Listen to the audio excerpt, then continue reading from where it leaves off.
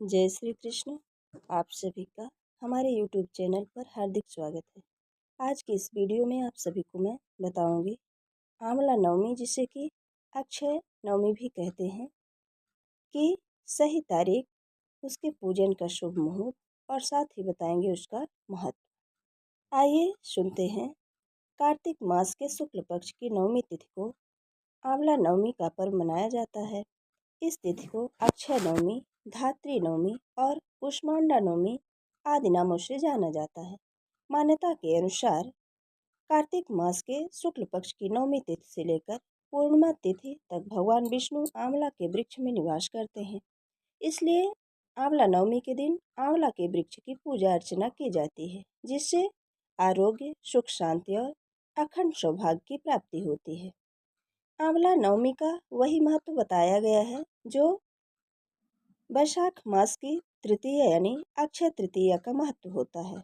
आंवला नवमी को एक अन्य नाम जगधात्री पूजा के नाम से भी जाना जाता है। शास्त्रों में बताया गया है कि आंवला नवमी के दिन किया गया पुण्य कार्य कभी खत्म नहीं होता।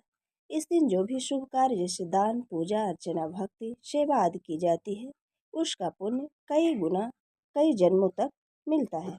अर्थात इस दिन किए गए शुभ कार्यों का फल अक्षय होता है। इसलिए इस तिथि को आंवला नवमी के साथ साथ अक्षय नवमी के नाम से भी जाना जाता है। ऐसी मान्यता है कि इस दिन ही द्वापर युग का आरंभ हुआ था और इस दिन से ही भगवान कृष्ण ने अपनी बाल लीलाओं को त्याग कर मथुरा चले गए थे। आंवला भगवान विष्णु को अत्यंत प्रिय है और आंवले के वृक्ष में सभी देवी देवता निवास करते हैं, इसलिए इस वृक्ष की पूजा अर्चना की जाती है। आंवला नवमी के दिन सुबह स्नान व ध्यान करके आंवले के वृक्ष की पूजा करनी चाहिए। आंवले के पेड़ पर दूध, जल, अक्षत, सिंदूर व चंदन आदि अर्पित करने के बाद आंवले के पेड़ पर मौली बांधकर भगवान विष्णु के मंत्रों का जाप करना चाहिए। इसके बाद धूप दीप से आरती कर 11 बार हाथ जोड़कर इसकी परिक्रमा करनी चाहिए।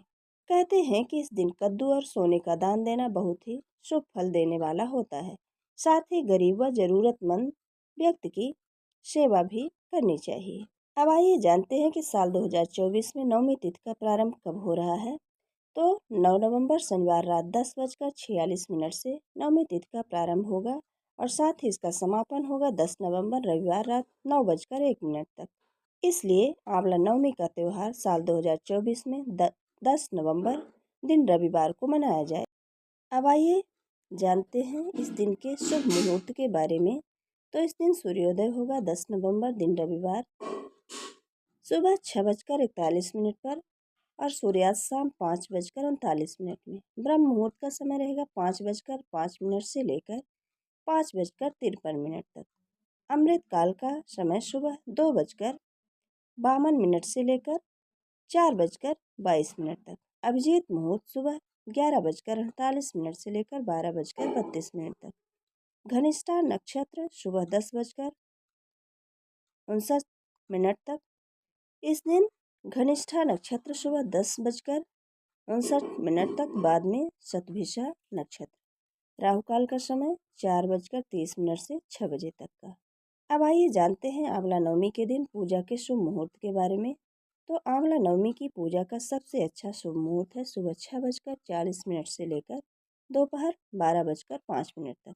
विजय मुहूर्त दोपहर 1:53 में और 2:36 तक रहेगा। गोधूल बेला का शुभ मुहूर्त है 5:30 से लेकर 5:56 तक। इस दिन इन शुभ मुहूर्तों पर पूजा करने पर अनेक सुख फलदायी भगवान विष्णु के आशीर्वाद हमें प्राप्त होंगे।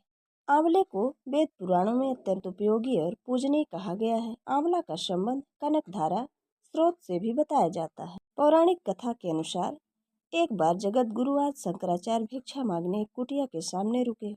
वहाँ एक बूढ़ी औरत रहती थी जो अत्यंत गरीब और दयनीय स्थिति में थी। शंकराचार्य की आवाज़ सुनकर वह बूढ़ी औरत बाहर आई। उसके हाथ में एक सूखा आंवला था। वह बोली, महात्मन, मेरे पास इस सूखे आंवले के सिवा कुछ भी नहीं है जो मैं आपको भिक्षा में दे सकूं। शंकराचार्य को उसकी स्थिति पर दया आ गई और उन्होंने उसी समय उसकी मदद करने का प्रण लिया। उन्होंने अपनी आंखें बंद की और मंत्र रूपी 22 श्लोक बोले। ये 22 श्लोक कनकधारा स्रोत के श्लोक थे। माता लक्ष्मी ने दिव्य दर्शन दिए। इससे प्रसन्न होकर माँ लक्ष्मी ने उन्हें दिव्य दर्शन दिए और कहा कि शंकराचार्य, इस औरत ने अपने पूर्व जन्म में कोई भी वस्तु दान नहीं की थी। यह अत्यंत कंजूस थी और मजबूरीवश कभी किसी को कुछ देना भी पड़ जाए तो यह बुरे मन से दान करती थी। इसलिए इस जन्म में इसकी ऐसी हालत हुई। यह अपने कर्मों का फल भोग रही है, इसलिए मैं इसकी कोई सहायता नहीं कर सकती। शंकराचार्य ने देवी लक्ष्मी की बात सुनकर कहा कि हे महालक्ष्मी, इसने पूर्व जन्म में अवश्य दान धर्म नहीं किए, लेकिन इस जन्म में इसने पूर्ण श्रद्धा से मुझे यह सूखा आंवला भेंट किया है। इसके घर में कुछ नहीं होते हुए भी इसने यह मुझे सौंप दिया। इस समय इसके पास यही सबसे बड़ी पूंजी है।